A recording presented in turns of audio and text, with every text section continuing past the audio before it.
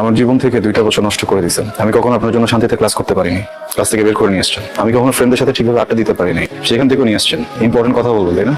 এগুলো ইম্পর্টেন্ট কথা। একটা ছেলেকে 2টা বছর অপেক্ষা করানোর পরে তার হাতে বিয়ের কার্ডটা ধরাই দিচ্ছেন, এটা ইম্পর্টেন্ট কথা? বলেন, তাকায় আছেন কেন? বলেন না, কথা বলেন না, তাকায় আছেন কেন? এইটা ইম্পর্টেন্ট কথা।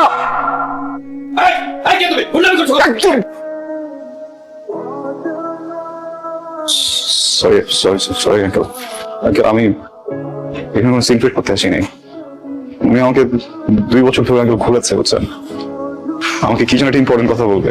আমি 2টা বছর ধরে ঘুরতেছি, 2 বছর পরে উনি হঠাৎ করে আমার হাতে বিয়ের কার্ডটা ধরে দিচ্ছে। আপনি বলেন, এটা কি ঠিক?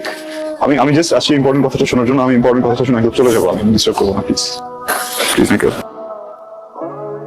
আপনি কি চান এখানে একটা সিক্রেট হোক? না। 2টা বছর ছটফট করছেন না কথাটা বলার জন্য? এর থেকে অনেক বেশি ছটফট আমি করছি কথাটা শোনার জন্য। আচ্ছা একটু বলেন প্লিজ, আমি শুনে এখান থেকে চলে যাবো। আমি কোনো সিক্রেট করবো না। ভালোবাসি, আমি তোমাকে ভালোবাসি।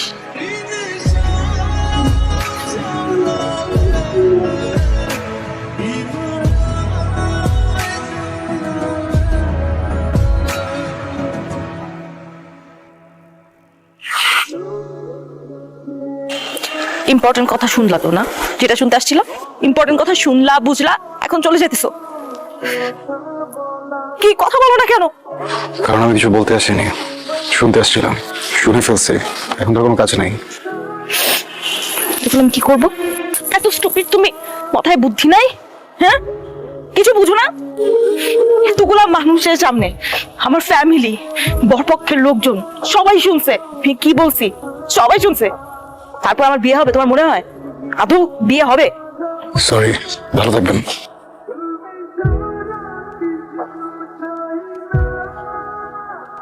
Give me